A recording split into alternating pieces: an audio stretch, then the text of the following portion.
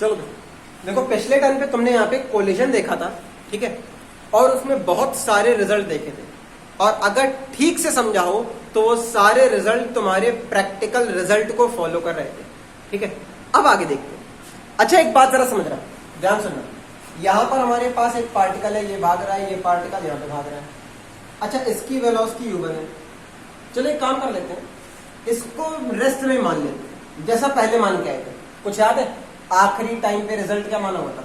तो यहां पर हमारे पास u2 कैसा हो गया, 0। आखिरी केस जो माना था केस 2, बिल्कुल वैसे ही लेके चलते हैं कुछ। चलो आगे, मान लिया ये पार्टिकल रेस्ट में है, ये पार्टिकल ऐसे आ रहा है। अच्छा, इसके बाद क्या हुआ था सोचो। अब एक पार्टिकल v1 वेलोसिटी से भागा था, दूसरा वाला पार्टिकल ये वाला v2 वेलोसिटी से भागा था। अब v1 v2 अलग अलग केस में अलग अलग रिजल्ट आए थे हमारे पास। अब जरा समझना। अच्छा देखो, जब ये पार्टिकल रखा हुआ था तब इसके पास एनर्जी 0 थी, मतलब इसके पास काइनेटिक एनर्जी 0। अच्छा, जब ये पार्टिकल आया तो इसके पास कुछ काइनेटिक एनर्जी थी, ये k2 हो गया। अब जब कोलिजन हुआ, सोचो कोलिजन के बाद इस पार्टिकल पे एनर्जी आ गई। ध्यान से सोचो, यहां पर वेलोसिटी v2 है, यहां पर हमारे पास एनर्जी आ गई। पहले एनर्जी नहीं थी, ये m2 है, ये m2 है, ये m1 है, ये m1 है। कोलिजन के पहले एनर्जी नहीं थी। देखो, वेलोसिटी 0 तो एनर्जी 0। एनर्जी क्या होती है? Half mv²। आगे जरा सोचो, अगर वेलोसिटी आ गई तो एनर्जी आ गई। अब एक जरूरी बात, इसके पास एनर्जी आई कहां से? इसके पास एनर्जी इस वाले पार्टिकल से आई है। सोचो, ये पहला पार्टिकल किसी एनर्जी से आ रहा था, जब ये टकराया तो इसने अपनी एनर्जी दूसरे वाले को ट्रांसफर करी ना, दूसरे वाले को एनर्जी ट्रांसफर करी, तभी तो इसको एनर्जी मिली। तो अब हमें यह देखना है कि कोलिजन में हमारे पास कितनी एनर्जी ट्रांसफर होती है। बात क्लियर है यहाँ पे? मतलब अब हम यहाँ पे पढ़ने वाले हैं energy transfer in a head on perfectly elastic collision, ठीक है। Energy transfer in a head on perfectly elastic collision. Head on मतलब क्या होता है? जो बिल्कुल ऐसे सीधे जाके टकरा जाए एक दूसरे से, ये मतलब होता है हमारे पास हेड ऑन का, ठीक है। आगे अब एक जरूरी बात, चलो अब यहाँ पे कुछ चीजें जरा ठीक से देखते हैं। चलो मान लेते हैं इसके पास एनर्जी कितनी है, k2, इसके पास एनर्जी कितनी है, k1। ये कोलिजन के पहले। अच्छा, कोलिजन के बाद इसकी एनर्जी चलो मान लेते हैं कुछ k1 डैश हो गई, मतलब m1 पहले पार्टिकल की एनर्जी k1 से बदल के क्या हो गई, k1 डैश। अच्छा, दूसरे वाले पार्टिकल की एनर्जी मान लो कुछ k2 डैश हो गई। बात क्लियर हो गई यहाँ पे? ये एनर्जी k2 से बदल करके कितनी हो गई, k2 डैश। अच्छा जरा सोचो, दूसरे वाले पार्टिकल को तो एनर्जी मिली, तो तुम्हारा दिमाग तो ऐसे काम करना चाहिए कि ये जो एनर्जी है k2 डैश, ये k2 डैश बड़ा होगा k2 से।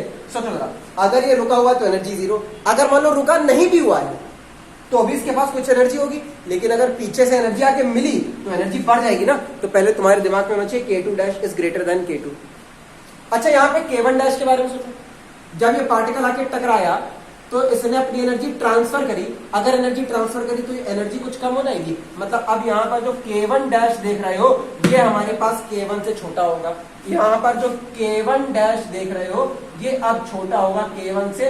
पहले तो तुम्हारे दिमाग में ये बात बहुत ठीक से बैठनी चाहिए कि अगर कोलिजन होगा तो पहले वाले पार्टिकल की एनर्जी कम हो जाएगी और दूसरा वाला जो पार्टिकल है इसकी एनर्जी हमारे पास बढ़ जाएगी। और जब ये केस आएगा तभी तो ये हमारे पास सामने बात आई है। सोचो, इसी को तो कहते हैं एनर्जी ट्रांसफर। जब एक पार्टिकल दूसरे से टकरा रहा है तो हमारे पास एनर्जी एक पार्टिकल से दूसरे पार्टिकल में ट्रांसफर होगी।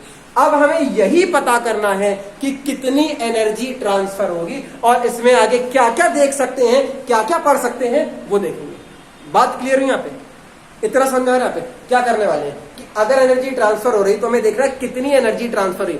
सोचो जरा, चलो पहले थोड़ी न्यूमेरिकल वैल्यू लेते हैं, फिर तुम्हें बात पता चलेगी। अच्छा, मान लो इसके पास एनर्जी 0 है, तो रुका हुआ है, थोड़ी देर के लिए मान लो एनर्जी 0 है, क्योंकि ये तो एक पर्टिकुलर केस हुआ, इसमें कई सारे केस बन सकते हैं। चलो पहले यही केस लेके चलते हैं, एनर्जी 0। अच्छा, इसके पास एनर्जी मान लो कुछ 25 है, 25 जूल। अच्छा, अब कोलिजन हुआ तो अब सेकंड की एनर्जी क्या होगी, बढ़ जाएगी। चलो मान लेते हैं ये वाली बढ़ करके 12 जूल हुई, तो अब k1 कितना बचेगा। सोचो, ये जो इसको 12 मिला कहां से मिला, इस 25 से ही तो मिला। तो 25 से अगर ये 12 हटा दो कितना बचेगा 13। तो यहाँ पर जो K1 डैश देख रहे हो क्या लगता है, ये 13 बचेगा हमारे पास। 25 माइनस 12 बराबर 13 बचेगा। इतना सोच पा रहे हो, मतलब यहाँ से जो एनर्जी आ रही है इसने अपनी एनर्जी का कुछ हिस्सा इसको दे दिया, बाकी तो इसी के पास बचा रहेगा ना। 25 में से 12 इसको दी तो देखो 0 वाले के पास 12 हो गया और हमारे पास 25 वाले के पास बचा कितना 13। इतनी बात क्लियर यहाँ पे, यहाँ तक कोई परेशानी किसी को। अब एक जरूरी बात, अच्छा एक काम करते हैं यहाँ पे, तुम यहां जरा दो वैल्यू बताओ हमें। पहली वैल्यू तुम बता दो हमें K1 माइनस K1 डैश। देखो यहाँ पर K1 बड़ा है ना, तो K1 में से अगर K1 डैश को माइनस करेंगे तो क्या रिजल्ट आएगा, सोचो जरा। K1 में से K1 डैश को माइनस करेंगे तो क्या रिजल्ट आएगा, यह आ गया 25 माइनस 13 बराबर 12 जूल। अच्छा यहाँ कौन बड़ा है, K2 डैश। तो एक काम करो यहाँ पर K2 डैश में माइनस कर दो K2। अच्छा K2 डैश ये रहा, K2 हमारे पास ये आ रहा है, माइनस करो जरा 12 माइनस 12 बराबर 12। तुम्हारे 12 बच गए होंगे अब तक। तो सुनो जरा यहाँ पे ध्यान से। अच्छा हमारे पास दोस्तों यहाँ पर जितनी एनर्जी चेंज हो रही है उतनी ही एनर्जी तो यहाँ पर चेंज हो रही है। अच्छा जरा सोचो, यहाँ पर हमारे पास पहले कुछ एनर्जी थी, बाद में कम हो गई। तो इस केस में जो 12 देख रहे हो, क्या लगता है ये तुम्हारे पास एनर्जी लॉस है कि नहीं, सोचो जरा पे। ये जो तुम्हें 12 दिख रहा है ये क्या हुआ, पहले से कम हो गई, तो ये एनर्जी लॉस दिख रहा है कि नहीं दिख रहा है। अच्छा जरा नीचे देखो, नीचे हमारे पास दूसरे वाले में ये 0 से 12 हो गई एनर्जी, तो ये एनर्जी गेन दिख रहा है, बढ़ गई एनर्जी। इसे कहते हैं हम यहाँ पे एनर्जी गेन। ये आ गया हमारे पास एनर्जी गेन। मतलब तुम्हारे दिमाग में सीधी सी बातें बैठ जानी चाहिए कि अब ये हमारे पास ये दोनों वैल्यूज बराबर हैं। कौन कौन सी, K1 माइनस K1 डैश या फिर K2 डैश माइनस K2। बात समझा रहे हैं। अच्छा अब सुनो, फिर सुनो, अभी ध्यान सुनो, अभी आर्टिकल तो शुरू ही नहीं हुआ है, अभी तो तुम्हें केवल कहानी सुना रहे हैं। तुम्हारे दिमाग में बात को बैठाल रहे हैं कि करने क्या वाले हैं। ध्यान सुनो, हमें करना क्या था, जब एक पार्टिकल आके टकराएगा तो हमें इतना तो पता चलेगा कि एनर्जी ट्रांसफर होगी। अब हमें सबसे पहले सीखना है कि कितनी ट्रांसफर होगी, और भैया हम वो निकाले कैसे कि कितनी ट्रांसफर होगी, कैसे पता चलेगा, उसी के लिए तुम यहां पर चीजें सीख रहे हो। तो जरा सोचो, जो पहला पार्टिकल है अगर तुम उसमें ये निकाल दो एनर्जी लॉस, सोचो जरा, पहले कुछ एनर्जी थी बाद में कुछ हो गई, एनर्जी लॉस निकाल दो, तो ये जो लॉस आया है हमारे पास एनर्जी, यही तो ट्रांसफर हुआ है। मतलब अगर हम यहाँ पे पहले पार्टिकल की बात करें तो उसमें तो एनर्जी लॉस निकाल दो, अगर दूसरे वाले पार्टिकल की बात करें तो उसमें एनर्जी गेन निकाल दो।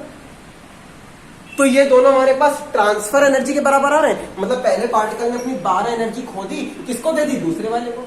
तो एनर्जी ट्रांसफर कितनी हुई, यही 12 तो ट्रांसफर हुई हमारे पास। इतनी बात समझ में आ रही है यहाँ पे। मतलब अगर हमें ये पता करना है एनर्जी कितनी ट्रांसफर हुई, तो तुम किसी भी एक पार्टिकल से पता कर सकते हो। सोचो जरा, हम यहाँ पर केवल पहले पार्टिकल की अगर स्टडी करें, K1 माइनस K1 डैश निकालते तो क्या निकलेगा, एनर्जी ट्रांसफर्ड। लॉस तो हुआ लेकिन ये ट्रांसफर हुई एनर्जी। अगर हम यहाँ पर केवल सेकंड पार्टिकल की स्टडी करें और अगर ये निकाल दें तो क्या पता चल जाएगा, एनर्जी गेन। और एनर्जी गेन ही क्या है हमारे पास, ट्रांसफर होने वाली एनर्जी तो है हमारे पास। बात समझ में ही यहाँ पे। तो अब एक बात जरा समझना, अब जब आर्टिकल शुरू करेंगे तो आर्टिकल में हम केवल पहले पार्टिकल की स्टडी करेंगे और इस पहले पार्टिकल में निकालने क्या वाले हैं, K1 माइनस K1 डैश। ये तुम्हारे दिमाग में बात बैठी होनी चाहिए, क्योंकि यही बात तुम्हें बताती है एनर्जी लॉस या फिर ट्रांसफर ऑफ एनर्जी को। इतनी बात क्लियर, जिसको जो नोट करना हो नोट कर लो। ये तुम अगर नोट करना तो किसी रफ में नोट कर लेना, क्योंकि तुम्हें ये सारी बातें तुम्हारे दिमाग में होनी चाहिए। इतनी बात क्लियर यहाँ पे, शुरू हो जाओ।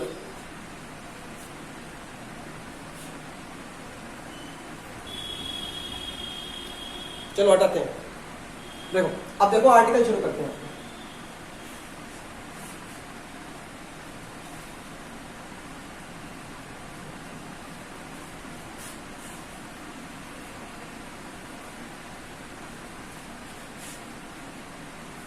देखो देखो तुम्हें यहाँ पे कुछ डिस्क्रिप्शन दिख रहा होगा, ठीक है, तुम्हें अपनी थ्योरी कॉपी में डिस्क्रिप्शन दिख रहा होगा।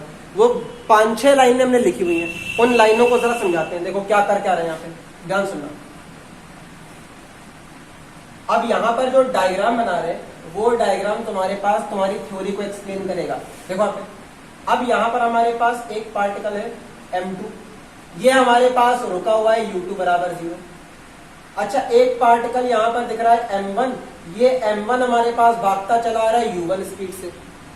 अगर ये u1 स्पीड से भागता चला आ रहा है तो इसके पास एनर्जी कितनी होगी k1, ठीक है।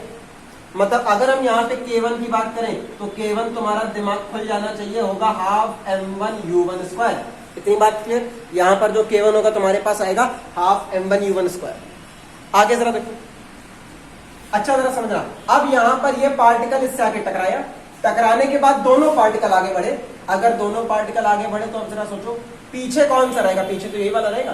तो ये हमारे पास m1 है, अब ये चल रहा है हमारे पास वेलोसिटी v1 से। अगर इसकी इनिशियल एनर्जी k1 है तो फाइनल हमने क्या मानी हुई थी, k1 डैश।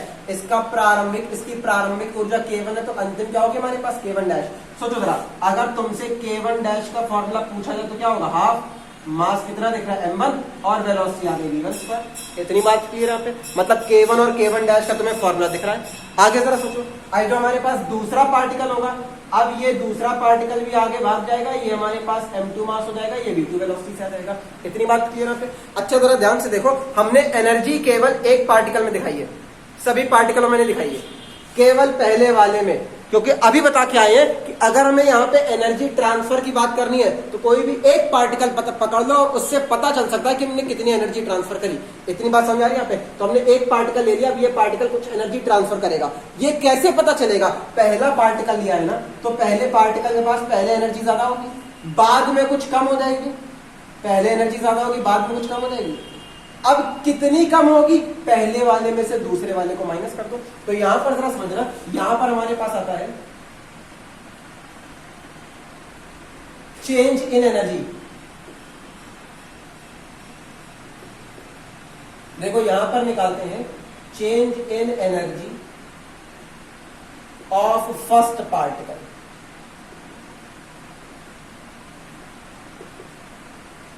देखो जरा पहले पार्टिकल की चेंज इन एनर्जी निकालते हैं। पहले k1 थी, बाद में k1 डैश हो गई, तो चेंज कैसे निकालोगे, k1 में माइनस कर दो k1 डैश को। इतनी बात क्लियर है, यहां तक कोई परेशानी। अच्छा एक बात जरा समझना ध्यान से, इसको जरा न्यूमेरिकल वैल्यू देते हैं। चलो मान लो k1 हमारे पास 50 था, बाद में ये हमारे पास 45 बचा। चलो अब हम तुमसे पूछ रहे हैं कि कितना चेंज हुआ। अगर ये पूछ रहे हैं कि कितना चेंज हुआ तो बता सकते हो आराम से, 50 में से 45 को माइनस कर दो, 5 आ जाएगा, ठीक है। अच्छा अगर ये तुमसे पूछा जाए कि कितने फ्रैक्शन चेंज हुआ, ये कितना भाग बदल गया या कितने भाग की कमी आ गई, तो अगर हमें भाग निकालना होता है, फ्रैक्शन निकालना होता है, तो कैसे निकालते हैं। देखो जो चेंज आया है, चेंज कितने का आया, 5। जो चेंज आया है हम उसमें जो इनिशियल वैल्यू है, प्रारंभिक मान है, उससे डिवाइड कर देते हैं। तो ये क्या लगता है, 1/10 आएगा। अच्छा जरा सोचो, अगर तुमसे ये बोला जाए कि 50 में से 5 चेंज हो रहा है, 50 में से 45 बचा तो चेंज कितना हुआ, 5। 50 में 5 चेंज हो रहा है। चलो देखो अब 2 लड़के हैं, हमने इतना करके उन दोनों से पूछा बताओ कितना चेंज हुआ। एक ने बताया 5 का चेंज आया। अच्छा दूसरे ने बताया 1/10वें भाग का चेंज आया। बताओ कौन गलत है, दोनों ही सही है। एक बोल रहा है 5 का चेंज आ रहा है, दूसरा बोल रहा है 1/10 चेंज आ रहा है। 1/10 कैसे उसने बताया, उसने फ्रैक्शनल वैल्यू बता दी कि हमारे पास भिन्न में कितना चेंज आ रहा है। एक ने 5 बताया, उसने न्यूमेरिकल वैल्यू बताई कि हमारे पास न्यूमेरिकल वैल्यू में कितना चेंज आ रहा है। तो यहां पर क्या लिखा है, change in energy of first particle. लेकिन ध्यान सोचो यहाँ पे जगह छोड़ी हुई है, तो यहाँ पर इसलिए छोड़ी हुई है क्योंकि अब जो कैलकुलेशन करेंगे वो हम फ्रैक्शनल चेंज से करेंगे, ठीक है। ये तो भिन्नात्मक चेंज इससे करेंगे। ये कैसे आया भिन्न, सोचो पहले जितना चेंज हुआ वो रखा और नीचे क्या रखा, ओरिजिनल वैल्यू। ओरिजिनल वैल्यू क्या हमारे पास k1। देखो ध्यान से, k1 माइनस k1 डैश, ये वही 5 को बताएगा, k1 माइनस k1 डैश। अगर हमें यहाँ पे फ्रैक्शन निकालना है तो जो प्रारंभिक मान है उससे डिवाइड करा देंगे, जो इनिशियल वैल्यू है उससे डिवाइड करा दिया। बताओ ये फॉर्मूला समझ में आया कि नहीं आया। यहां पर हम करने क्या वाले हैं, यहां पर हम एनर्जी में होने वाला चेंज निकालेंगे। लेकिन एनर्जी में होने वाला चेंज, केवल चेंज से तुम कुछ नहीं पता कर सकते। अगर फ्रैक्शनल चेंज होगा तभी तुम कैलकुलेशन आगे बढ़ा पाओगे। ये डेरिवेशन की डिमांड है, तुम्हारे सामने जो रिजल्ट आएंगे उसकी भी डिमांड है। अब बताओ पहले ये फॉर्मूला क्लियर हुआ सभी को, फिर आगे बढ़ते हैं। चलो ये हटाते हैं, ठीक है।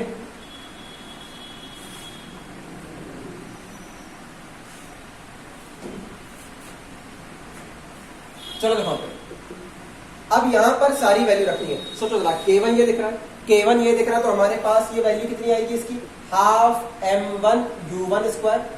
K1 डैश ये दिख रहा है, तो सोचो वेलोसिटी v1 है, याद आएगा हमारे पास माइनस का हाफ m1 v1 स्क्वायर।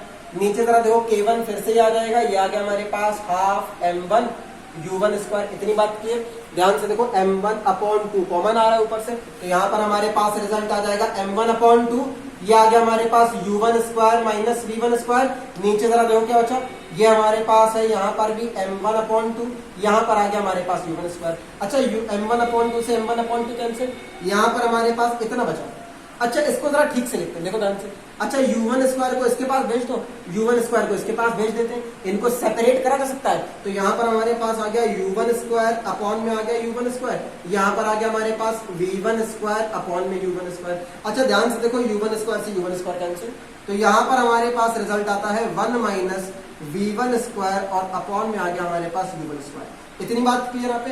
ये हमारे पास रिजल्ट आया किसका, ये आ गया K1 माइनस K1 डैश और अपॉन में आ गया K1। और ध्यान रखना बहुत इंपॉर्टेंट रिजल्ट आते हैं इससे तुम्हारे सामने। देखो ध्यान से, इतनी बात क्लियर है यहाँ पे, ठीक है, यहां तक कोई परेशानी किसी को। अब एक बात समझते हैं, हमें V1 और U1 का रिलेशन चाहिए, हमें यहाँ पर V1 और U1 का रिलेशन चाहिए। अब ये कैसे मिलेगा, सोचो तुम V1 का फॉर्मूला तो निकाल ही चुके हो ना, तुम्हें V1 का फॉर्मूला तो पता है क्या होता है, कैसे होता है। देखो तो ध्यान से, अपने कॉपी के पन्ने पलटो, तो तुम यहाँ पर V1 का फॉर्मूला निकाल करके लाए थे। यहाँ पर था हमारे पास m1 माइनस m2 और अपॉन में था हमारे पास m1 प्लस m2 और यहाँ पर लगा था कुछ हमारे पास u1। सोचो जरा, ये फॉर्मूला याद आ रहा है कि नहीं आ रहा है। अच्छा एक कब केस आया था, सोचो ध्यान से, जब तुम्हारा u2 0 था। देखो ध्यान से, जब तुम्हारे पास u2 0 था तब तुम्हारे पास v1 की वैल्यू आई थी। इतनी बात क्लियर हुई कि नहीं हुई यहाँ पे, यहां तक क्लियर हुआ सभी को। आगे देखें, तो ध्यान सुनो, यहां पर क्या दिख रहा है, v1 अपॉन u1 का स्क्वायर। तो अब एक काम करते हैं, इस रिजल्ट का यूज करेंगे। तो यहां पर एक जरा देखो, ये हमने इक्वेशन नंबर 1 मान ली, यहां पर हमारे पास आएगा v है, क्या है हमारे पास, v1 की वैल्यू हमारे पास है m1 माइनस m2 और अपॉन में आता है हमारे पास m1 प्लस m2 और ये आ गया हमारे पास u1। देखो ध्यान से, यहाँ पे v1 अपॉन u1 है, u1 को नीचे लेके आओ, तो यहाँ पर आ गया v1 अपॉन u1, ये वैल्यू आ गई हमारे पास m1 माइनस m2 और अपॉन में आ गया हमारे पास m1 plus m2। v1 upon u1 की वैल्यू उठा करके इक्वेशन नंबर 1 पर रख दो, तो यहाँ पर हमारे पास आता है put value in equation number 1। Equation number 1 पे वैल्यू रखो, तो यहां पर हमारे पास है K1 माइनस K1 डैश और यहां पर आ गया हमारे पास K1। देखो ध्यान से, अच्छा यहां पर देखो क्या आएगा, ये आ गया हमारे पास 1 माइनस, ये वैल्यू दिख रही है। अच्छा ये तो हमारे पास v1 अपॉन u1 है ना, यहां पर तो स्क्वायर भी लगा हुआ है, तो यहाँ पूरे में स्क्वायर आ जाएगा। तो यहाँ पर आ गया हमारे पास m1 माइनस m2 और अपॉन में आ गया हमारे पास m1 प्लस m2 का होल स्क्वायर। इतनी बात क्लियर है, ठीक है। अब देखो यहाँ पर इसको कैलकुलेट करना है, जरा ध्यान से देखो, तो यहाँ नीचे तो एलसीएम आ जाएगा, एलसीएम आ गया हमारे पास m1 प्लस m2 का होल स्क्वायर, यहाँ पर रिजल्ट आएगा, ये आ गया हमारे पास m1 प्लस m2 का होल स्क्वायर माइनस यहाँ पर बचा m1 माइनस m2 का होल स्क्वायर। इतनी बात तो क्लियर होगी सभी को, यहाँ तक तो कोई परेशानी नहीं, मतलब बस ऊपर सॉल्व करना है। चलो देखते हैं यहाँ पे, ये हटा दें, एक बार जिसको कैलकुलेशन देखनी है देख डालो, फिर हटाते।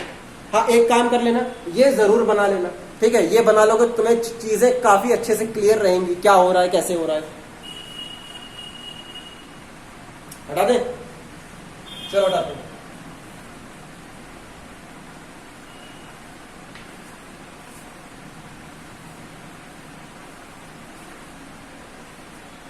देखो अब डायग्राम बता रहे हैं, डायग्राम की भी कोई जरूरत नहीं है। अच्छा ये रिजल्ट भी हटा दें,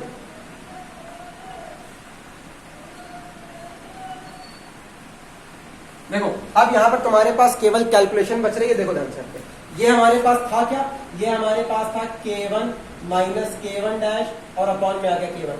बगल में देखो, अब ये होल स्क्वायर ओपन करने हैं, चलो करते हैं। यहाँ पे पहला होल स्क्वायर ओपन करो, यहाँ पर बड़ा सा रिजल्ट आएगा। चलो पहला होल स्क्वायर ओपन करते हैं, ये आ गया m1 square plus m2 square plus 2 m1 m2। अब दूसरा होल स्क्वायर ओपन करोगे, देखो माइनस लगा हुआ है बाहर, चलो ब्रैकेट लगा देते हैं, ब्रैकेट लगा तो यहाँ पर आ गया माइनस, दिख रहा है। यहाँ पर आ गया हमारे पास m1 square plus m2 square, ध्यान से देखो माइनस यहाँ पर भी लगा हुआ है, तो यहाँ का माइनस का 2m1 m2। इतनी बात क्लियर है। नीचे हमारे पास क्या रखा हुआ है, नीचे रखा हुआ है m1 प्लस m2 का होल स्क्वायर।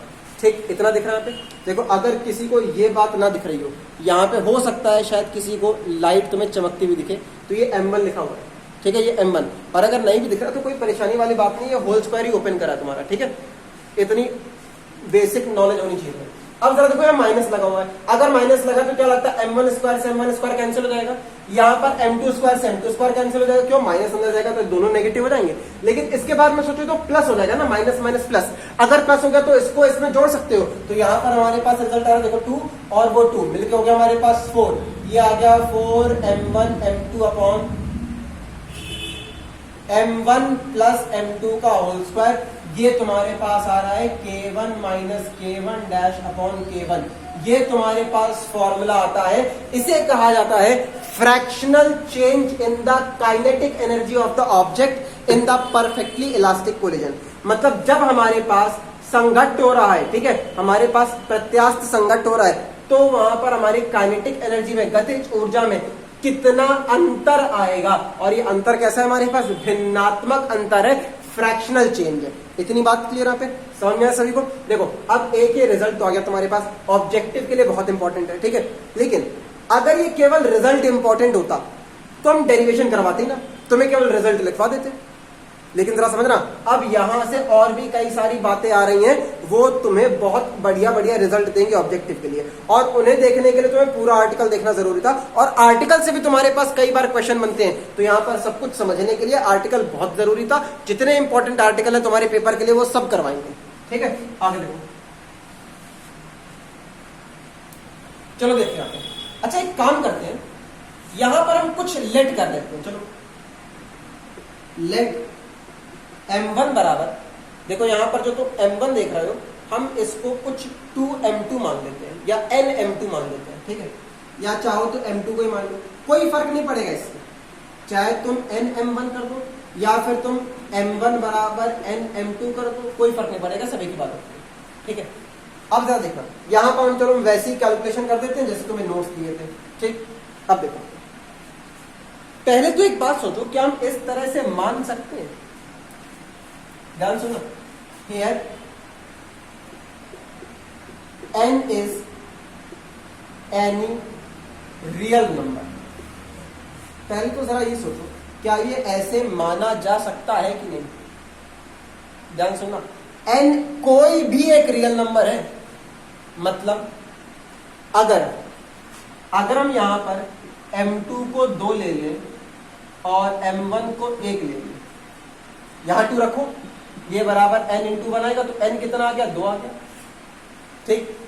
अच्छा अगर हम मान लो m2 को 5 ले लें और m1 को 4 ले लें, पहले रखो यहां पर हमारे पास m2 5, ये 5, ये आ गया n इंटू 4, तो सोचो n कितना आएगा, 4 से डिवाइड करो, 1.25 आएगा। ये बात सोच पा रहे थे, नहीं सोच पा रहे। अच्छा 1.25 देखो रियल नंबर तो होता है ना, बस ये हमारे पास रियल नंबर है, इंटीजर नहीं है, ध्यान रखना। n यहां पर 1 2 3 4 नहीं चलेगा, कुछ भी होगा, 1/11 भी हो सकता है, 1/4 भी हो सकता है, 100 भी हो सकता है, कुछ भी, कोई भी रियल नंबर। अब बताओ, अब ये जो माना है तो क्या गलत माना है क्या। तुम चाहे जो 2 मास ले लो, तुम चाहे जो 2 द्रव्यमान ले लो, उनको हम इस रिलेशन में कनेक्ट जरूर कर सकते हैं। चाहे जो बड़े से बड़ा ले लो, चाहे जो छोटे छोटा ले लो, चाहे जो तुम्हारा करने का मन हो वो कर लो, दोनों को बहुत बड़ा कर लो, कोई फर्क नहीं पड़ता। हम इस रिलेशन में किन्हीं भी 2 द्रव्यमानों को रख सकते हैं, कंडीशन n रियल नंबर होना चाहिए, बस केवल इतनी सी कंडीशन है। अगर यहां इंटीजर कर दिया तो दिक्कत हो जाएगी, तो हम सभी के लिए नहीं कर पाएंगे। और जब तक ये रियल नंबर है तो ये बात सभी के लिए ट्रू है। अब बताओ, ये समझ में आया कि हम ऐसे तो किसी को भी मान सकते हैं, अब तो कोई परेशानी नहीं। ये जो माना है कि कैसे मान लिया, क्यों मान लिया, गलत मान लिया, बिल्कुल सही माना है, हर केस में फॉलो करेगा। तुम m1 m2 मान जो मना रख दो, n की कोई ना कोई वैल्यू आएगी, वो कोई ना कोई वैल्यू क्या होगी, रियल नंबर होगी, ठीक। आगे बढ़ते हैं। अच्छा अगर ये माना है हमने, ठीक है, तो जरा इसको रखो अपने फॉर्मूले में, देखो जरा क्या रिजल्ट आता है, k1 माइनस k1 डैश और अपॉन में आएगा k1। जरा M2 की जगह NM1 रखते हैं, ध्यान सुनना। अब जरा सुनो ध्यान से, यहां पर जो आगे करने वाले हैं इसमें तुम्हारा दिमाग नहीं चल रहा होगा, गारंटी की बात है। तुम आगे का थोड़ा ना सोच पाओगे, इसके आगे जो होने वाला है वो हमें पता है, तुम्हें थोड़ा ना पता है। तो तुम्हारा दिमाग, अब जरा सुनना कैसे काम करेगा। पहली बात, तुम्हारा दिमाग चीजों को एक्सेप्ट करना बंद कर देगा।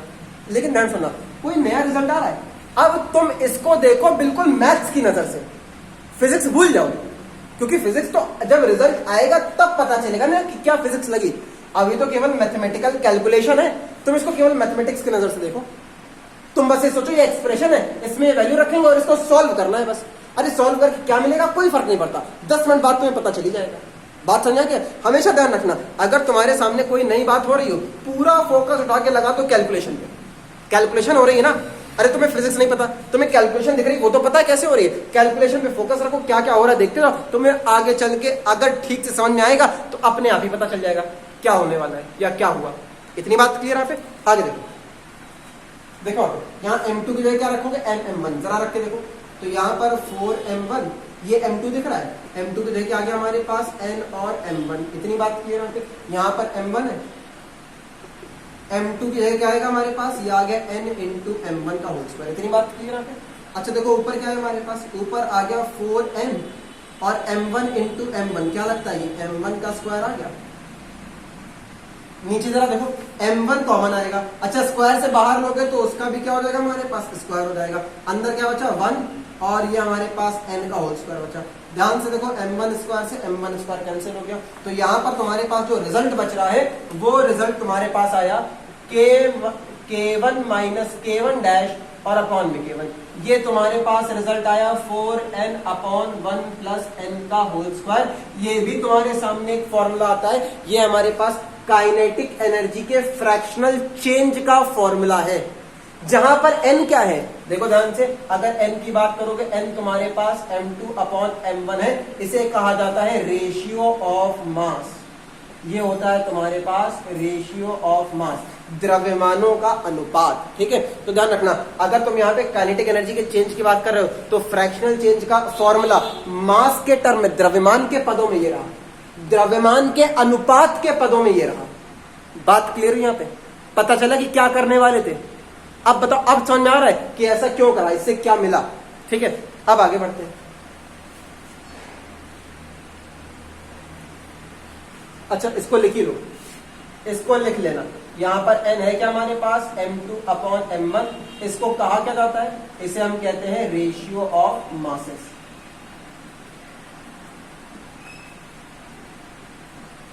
अच्छा एक बात समझ रहा, अब यहां पे कुछ लिखने वाले हैं, ठीक है, वो जो लिखेंगे वो अब आर्टिकल को और आगे लेके जाएगा। चलो देखते हैं यहाँ पे। अब यहां पर एक काम करते हैं,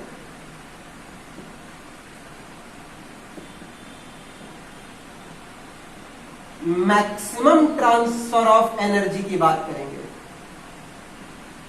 ठीक है, हम यहां बात करेंगे मैक्सिमम ट्रांसफर ऑफ एनर्जी की। अच्छा किसी का दिमाग चल रहा है, मैक्सिमम ट्रांसफर ऑफ एनर्जी मतलब क्या? देखो ध्यान से, जरा इसको पहले न्यूमेरिकल डिजिट्स में देखो, तब तुम्हें आगे की बात अपने आप समझ में आ जाएगी। देखो जरा, अब ये हमारे पास पार्टिकल है, एक ये पार्टिकल है। अच्छा ये पार्टिकल u1 वेलोसिटी चल रहा था, चलो मान लेते हैं इसकी एनर्जी हमारे पास कुछ 10 है, इसकी एनर्जी कितनी 0। अच्छा टकराने के बाद पहला पार्टिकल v1 से जाएगा, दूसरा पार्टिकल v2 से जाएगा। ठीक है, अब सोचो ये पार्टिकल अपनी एनर्जी दूसरे वाले को ट्रांसफर करेगा। अब जरा सोचो, इसके पास 10 एनर्जी है, तो ये ज्यादा से ज्यादा कितनी ट्रांसफर कर सकता है ये बताओ। मान लो तुम्हारे पास मान लो 10 रुपए हैं, तुम ज्यादा से ज्यादा कितने दे सकते हो? कहो ये क्या बात है, हम काहे दें? चलो देखो पे, अगर मान लो इसके पास 10 जूल एनर्जी है तो ये मैक्सिमम कितनी ट्रांसफर कर सकता है? ठीक है, ये मैक्सिमम 10 जूल ही तो ट्रांसफर कर सकता है। सोचो अगर हम यहाँ पे मैक्सिमम ट्रांसफर ऑफ एनर्जी का केस देखते हैं तो मैक्सिमम ट्रांसफर का मतलब क्या हुआ, जितनी इसके पास है अगर ये पूरी ट्रांसफर कर दे, पूरी ट्रांसफर कर दे मतलब जो ये वाला पार्टिकल है टकराने के बाद अब ये पार्टिकल पूरी तरह से रुक जाए, और जो रुका हुआ था उसके पास 10 एनर्जी आ जाए, 10 जूल एनर्जी। बात समझ में आ रही है यहाँ पे? मतलब ये हमारे पास m1 है, ये m2 है, ये m1 है, ये m2 है। अच्छा होता क्या था, टकराने से पहले पहले वाले के पास एनर्जी होती थी k1, टकराने के बाद पहले वाले के पास एनर्जी होती थी k1 डैश। अगर यहां मैक्सिमम ट्रांसफर ऑफ एनर्जी का केस लेंगे तो मैक्सिमम ट्रांसफर का मतलब है इसके पास जितनी एनर्जी थी इसने पूरी की पूरी ट्रांसफर कर दी, तो टकराने के बाद अब इसके पास एनर्जी बची कितनी, 0। तो पहले तो अब ये जो बताया ये इसलिए बताया है ताकि तुम्हारा दिमाग खुले और तुम चीजों को डायरेक्ट फॉर्मूले में अप्लाई कर पाओ। क्या अप्लाई करना है, मतलब तुम्हारा दिमाग सीधा चलना चाहिए कि हमारे पास अगर मैक्सिमम ट्रांसफर ऑफ एनर्जी आएगी तो मैक्सिमम ट्रांसफर ऑफ एनर्जी में k1 डैश को 0 होना चाहिए, तभी तो हमारे पास एनर्जी का मैक्सिमम ट्रांसफर हो पाएगा। बताओ अब बात समझ में आई कि नहीं है? अब इतना क्लियर हुआ यहाँ पे, आगे बढ़े। अच्छा जरा सुनो, अगर मान लो तुम्हें कुछ नोट करना हो तो ये फिर से बना लेना कहीं साइड में कोने में, तुम्हें चीजें समझाएगा, ठीक है? बना लो,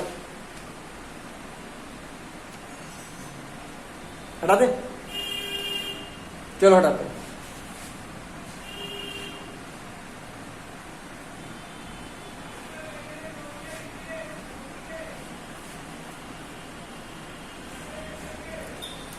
देखो तो अब ध्यान रखना, मैक्सिमम ट्रांसफर ऑफ एनर्जी में हमारे पास रिजल्ट क्या आएगा, ये जो k1 डैश है ये 0 हो गया, ठीक है? मतलब जो बाद में एनर्जी बची अब वो बची नहीं, पूरी ट्रांसफर हो गई। इतना क्लियर है? चलो जरा 0 करते हैं, इसको 0 करो तो अब ये जो रिजल्ट है ये हमारे पास इक्वेशन नंबर 2 आ गई, चलो मान लेते हैं, ठीक है? तो यहाँ पर हमारे पास आएगा फ्रॉम इक्वेशन 2, इक्वेशन नंबर 2 से लेके चलते हैं। तो ध्यान से देखो k1 डैश 0, तो ये आ गया हमारे पास k1 माइनस 0, नीचे क्या बचा हमारे पास k1, इतनी बात क्लियर?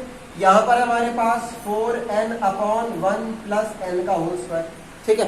यहां तक तो कोई परेशानी नहीं। अच्छा ये हटा दें, देख लो एक बार, देख लो यहां से यहां तक की कैलकुलेशन देख लो, फिर इसे हटाते हैं। चलो हटाते हैं।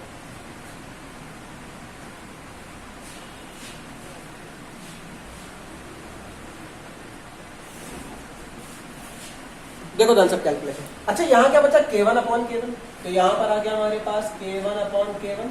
अच्छा यहाँ पर जरा देखो, ये हमारे पास है 4n, नीचे होल स्क्वायर है तो ये आ गया हमारे पास 1 plus n square plus 2n, whole square open कर दिया यहाँ पे।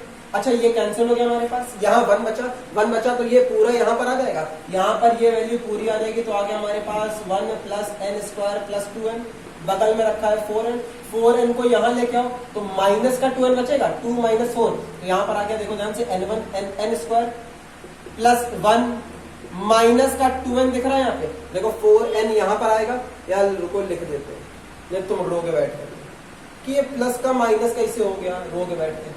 देखो अब बात क्लियर हो रही है यहाँ पे? अब 2 में से 4 हटा तो माइनस का 2 बचेगा, इतना तो चलता है दिमाग तुम्हारा। चलो देखते हैं यहाँ पे, तो यहाँ पर आ गया n स्क्वायर प्लस 1 माइनस का 2n बराबर 0। ये ध्यान से देखो, ये n माइनस 1 का होल स्क्वायर दिख रहा है कि नहीं दिख रहा है? अगर ये दिख रहा है तो अब जरा सोचो, इसका होल स्क्वायर 0 तो n माइनस 1 बराबर 0 होगा, 1 को उधर भेज दो तो n बराबर 1 होगा। बात समझ आई यहाँ पे? अच्छा n था क्या? n था हमारे पास m2 upon m1 ratio of mass. अगर हम यहाँ पे रखे सिंस n बराबर m2 अपॉन m1, तो जरा सोचो क्या होगा, m2 अपॉन m1, n की जगह रखो, ये वैल्यू किसके बराबर है, 1 के बराबर, तो ये आ गया 1। अच्छा जरा सोचो, अगर m1 को यहाँ लेके जाए तो हमारे पास m2 बराबर क्या हो जाएगा, ये m1 हो जाएगा कि नहीं हो जाएगा यहाँ पे? मतलब अब यहाँ पर एक सीधा ऑब्जेक्टिव क्वेश्चन ध्यान रखना कि हमारे पास जो मैक्सिमम ट्रांसफर ऑफ एनर्जी होता है कोलिजन में, कब होता है? पहला रिजल्ट जब हमारे पास मासेस का रेशियो 1 हो, द्रव्यमानों का अनुपात 1 हो। इस तरह से तुम्हारा ऑब्जेक्टिव क्वेश्चन पूछा जा सकता है। तुम्हें सारे रिजल्ट ध्यान रखने होंगे कि ऑब्जेक्टिव क्वेश्चन में जरूरी नहीं कि यही वाला रिजल्ट दिया जाए, हो सकता है ये रिजल्ट दे दिया जाए। तो ध्यान रखना, अब एनर्जी का मैक्सिमम ट्रांसफर कब कब होता है? पहली बात, जब या तो हमारे पास n1 हो जाए, मतलब हमारे पास रेशियो 1 आ जाए द्रव्यमानों का, या इसी को इस तरह से भी देख सकते हैं, जब दोनों मास इक्वल होंगे तब हमारे पास अगर कोलिजन हो रहा है, कौन सा कोलिजन? परफेक्टली इलास्टिक कोलिजन, तो वहां पर हमारे पास एनर्जी का मैक्सिमम ट्रांसफर देखने को मिलता है। और ध्यान रखना, ये जो रिजल्ट है तुम्हारा, ये रिजल्ट सबसे ज्यादा पूछा जाता है तुम्हारे पेपर में कि हमारे पास एनर्जी का मैक्सिमम ट्रांसफर कब होगा? जब दोनों पार्टिकल के मास बराबर होंगे। इतनी बात क्लियर हो रही है यहाँ पे? देख लो देखो पूरा रिजल्ट जल्दी से, फिर आगे बढ़ते हैं।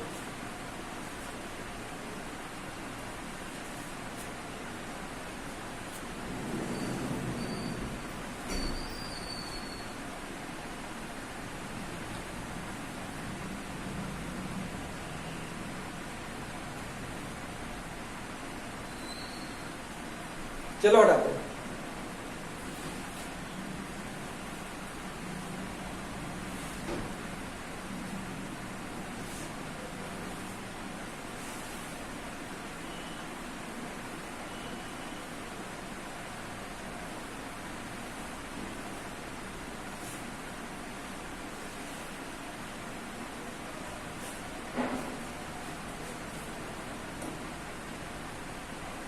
आगे बढ़े। देखो यहां पर तुम्हारा कोलिजन पूरी तरह से कंप्लीट हो गया। कोलिजन में तुम जो जो बातें पढ़ सकते थे वो तुमने सब कुछ पढ़ लिया। ठीक है, चलो अब आगे देखते हैं।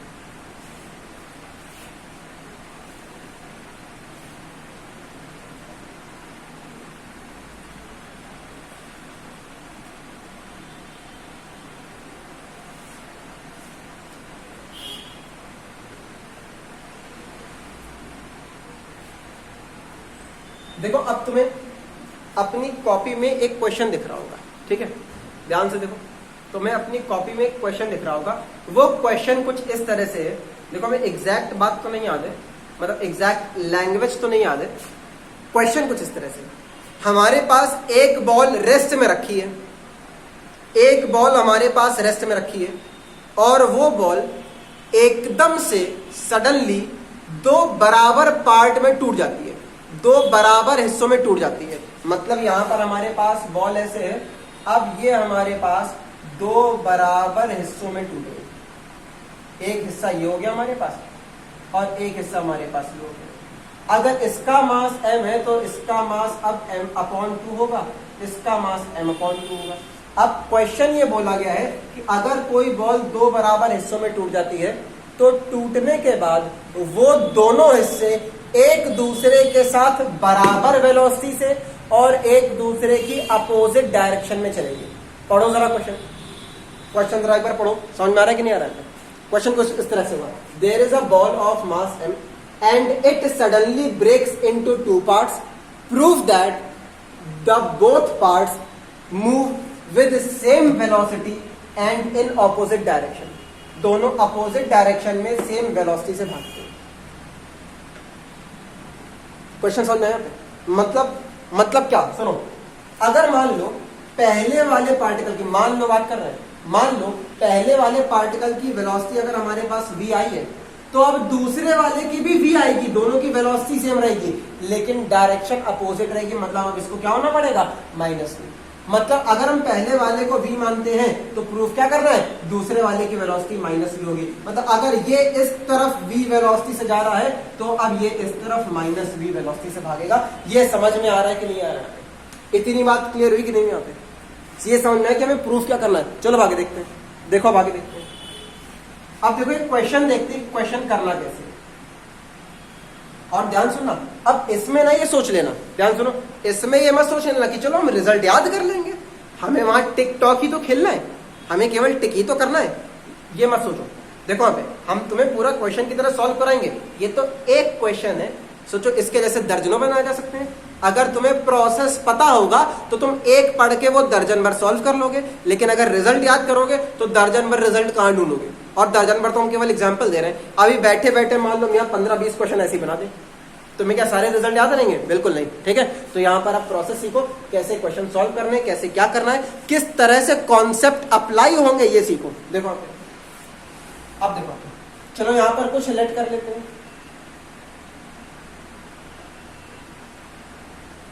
लेट मास ऑफ बॉल, ये m हो गया। चलो यहां पर मान लेते हैं मास ऑफ फर्स्ट पार्ट, पहले पार्ट का मास। सोचो जरा, अगर दो बराबर बराबर हिस्से हो रहे हैं तो ये द्रव्यमान आधा हो जाएगा कि नहीं हो जाएगा? m/2 हो गया।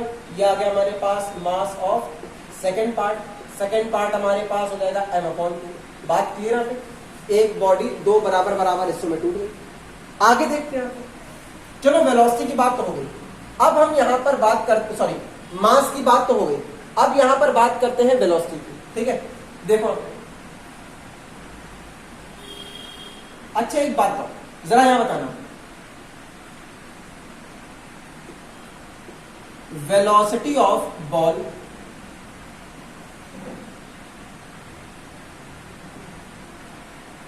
बिफोर ब्रेक, बिफोर ब्रेकिंग, टूटने से पहले बॉल की वेलोसिटी क्या थी? सोचो जरा, क्वेश्चन पढ़ो एक बार। टूटने से पहले बॉल की वेलोसिटी क्या थी? जीरो। बॉल तुम्हारे पास रेस्ट में रखी हुई है, तो यहां पर हमारे पास आ जाएगा इज जीरो। इस बात का ध्यान रखना कि हमारे पास टूटने से पहले बॉल की वेलोसिटी क्या थी? जीरो। अब टूटने के बाद क्या होगा? अलग अलग पार्टिकल की अलग अलग वेलोसिटी होगी। चलो अब हमें यह नहीं पता है कि दोनों बराबर हो गए, पहले तो हमें यही मानना पड़ेगा ना कि अलग अलग है। चलो मानते हैं, तो यहां पर आ गया late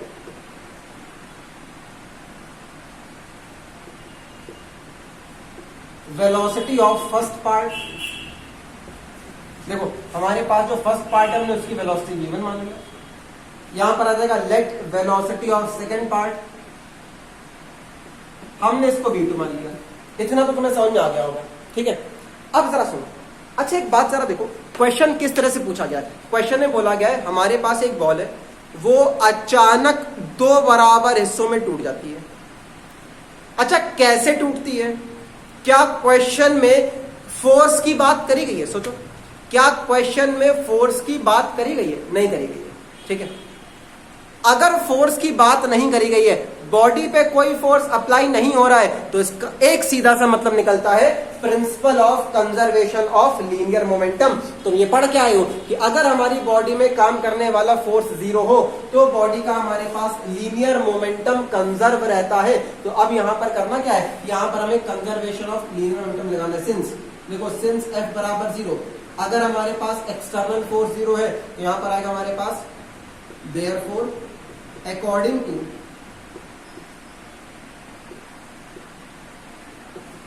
conservation of linear momentum. ये क्या लिखा है? लीनियर मोमेंटम, कई बार देख चुके हैं, ठीक है। अब आगे अगर हम लीनियर मोमेंटम के कंजर्वेशन की बात करेंगे तो जरा सोचो, कंजर्वेशन का मतलब क्या होता है? तुम्हें बता चुके हैं। देखो ये हमारे पास बॉल है, अब इसमें प्रोसेस हुआ। कौन सा प्रोसेस हुआ? बॉल के टूटने का प्रोसेस हुआ। टूटने के यही बॉल हमारे पास दो बराबर पार्ट में डिवाइड हो गया। एक पार्ट हमारे पास ये आया और दूसरा पार्ट हमारे पास ये आया, ठीक है।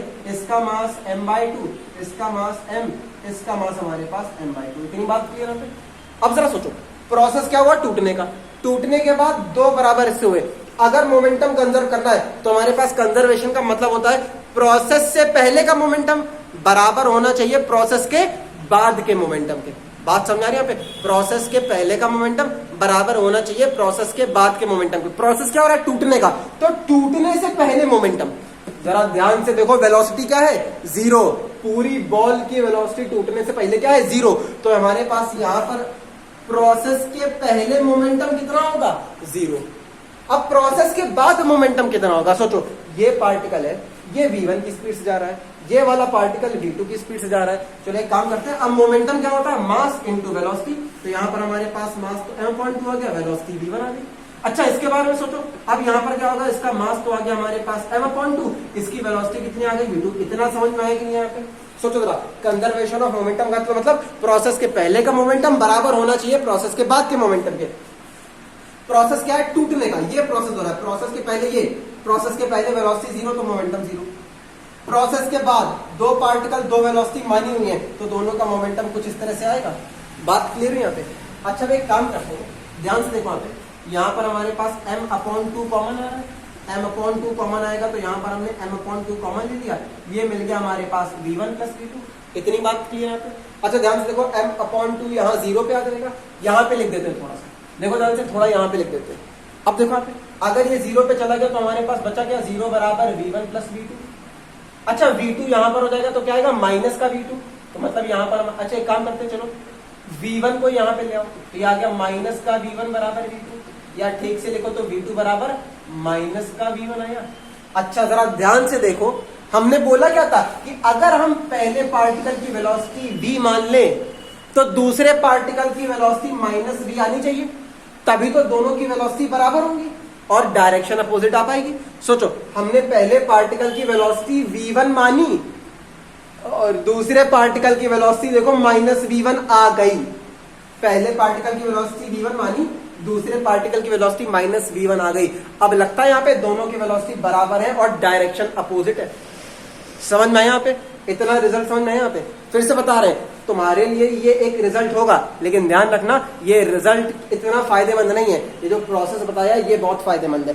कोई गारंटी नहीं है कि तुम्हारे पास इस रिजल्ट का क्वेश्चन तुम्हारे एग्जाम में आए, लेकिन इस बात की गारंटी है कि इस प्रोसेस पर तुम्हारे पास एक ना एक न्यूमेरिकल जरूर आएगा।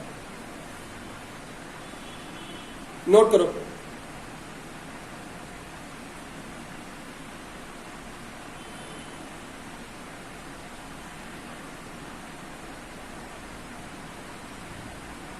हटा दें? चलो हटाते हैं।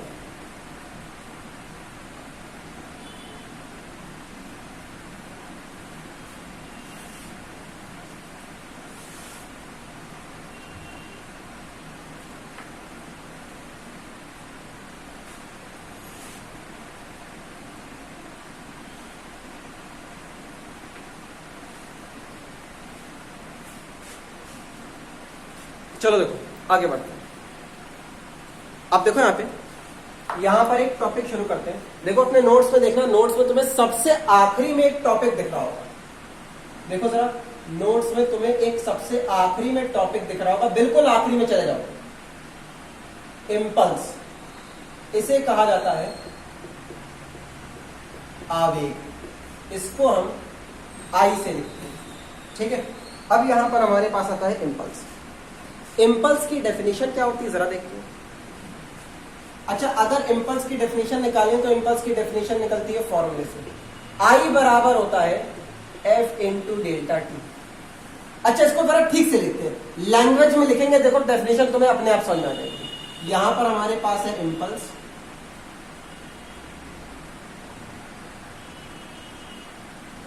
ये फोर्स है, मतलब ये आ गया हमारे पास अप्लाइड फोर्स, और ये हमारे पास टाइम इंटरवल है। अच्छा, इसको ठीक से लिखते हैं, जैसा है वैसा लिखते हैं। ये है बहुत छोटा टाइम इंटरवल, तो ये आ गया हमारे पास वेरी स्मॉल टाइम इंटरवल, ठीक है। ये आ गया हमारे पास वेरी स्मॉल टाइम इंटरवल। अच्छा, टाइम इंटरवल आया। पहले तो जरा सुनो, पहले तो यहां पे एक कहानी सुनो। अब यहां पे बैच खत्म होने के बाद तुरंत सब व्हाट्सएप ग्रुप में एक बात बताओगे कि हमारे पास 3 चीजें होती हैं, इन तीनों में डिफरेंस बताओगे, सब बताओगे, ठीक है। ध्यान से, पहला आता है हमारे पास टाइम इंटरवल,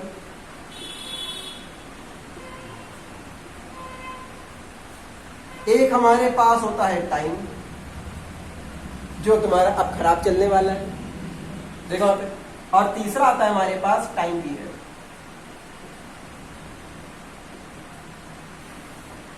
चलो देखो वहां पे, अब ये टाइम पीरियड और ये टाइम इंटरवल, ये 2 टर्म ऐसे हैं जो बहुत ज्यादा यूज होते हैं। तुम्हें डिफरेंस तो पता होना चाहिए, ये लगभग बेकार होता है। खैर, तुम तीनों में डिफरेंस बताओगे। अच्छा, जो हिंदी मीडियम से वो जरा देख, जो टाइम इंटरवल होता है हम इसको कहते हैं समयांतराल, ये होता है हमारे पास समयांतराल।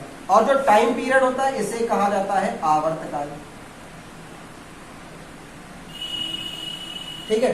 तो अब यहां पर ध्यान, अच्छा इसको भैया केवल समय कहते हैं, मैं समय हूं, मैं सब देख रहा हूं। चलो देखो, तो अब जरा समझना है, यहां पर हमें टाइम इंटरवल और टाइम पीरियड में डिफरेंस बताना है, ठीक है। और टाइम में ये सब बताओगे व्हाट्सएप ग्रुप में, ठीक है। और जरा सुनना, व्हाट्सएप ग्रुप में टाइप करके मत भेज देना, हम तुम्हारी हिंदी इंग्लिश नहीं पढ़ने वाले हैं। अगर हिंदी में बता रहे हो तो हिंदी में कॉपी पेन से लिखना और फोटो खींच के भेजना, इंग्लिश में बता रहे हो तो इंग्लिश में कॉपी पेन से लिखना और फोटो खींच के भेजना, ठीक है। बाकी फिर तुम्हें अगले टर्न पे हम इसके बारे में ठीक से बताएंगे क्या होता है, कैसे होता है। चलो आगे,